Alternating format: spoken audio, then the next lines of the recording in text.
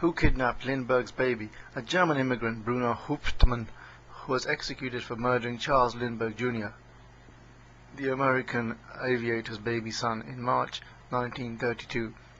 His trial was a charade, and the evidence indicates that he was innocent after all. Upon May 21st, May 1927, Charles Lindbergh achieved the first solo Atlantic crossing in a single-engine aircraft, taking 33.5 hours. He became world famous. Only 5 years later, his 20-month-old son, Charles Lindbergh Jr., precipitated the father into a darker fame. The baby was kidnapped and he allegedly found dead. This case caused a worldwide sensation. The publicity-shy Colonel Charles Lindbergh and his wife Anne had built themselves a weekend retreat in Hopewell, New Jersey. They usually spent weekdays with Anne's mother, Miss Morrow, at her Englewood home out on Tuesday, 1st March 1932. The weather had been wet and windy for several days, and baby Charles had caught a cold. Anne, deciding to extend their stay at Hopewell even longer, summoned the baby's nurse, Betty Gow, from the Englewood house. By 8 p.m. the two women had settled the baby down for the night. Shortly after 9 p.m. Charles Lindbergh heard a snapping sound, as if a breaking of wood, outside the house, but thought nothing more of it. At 10 p.m. Betty Gow, making a final check in the darkened nursery, found an empty cot. Beneath the window at the southeast corner stood a suitcase. This and the floor below was smudged with yellow clay.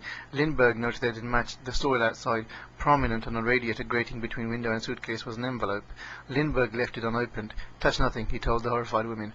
The period of shocked inactivity was short-lived. The Hopewell police were called and went immediately through the area below the nursery window.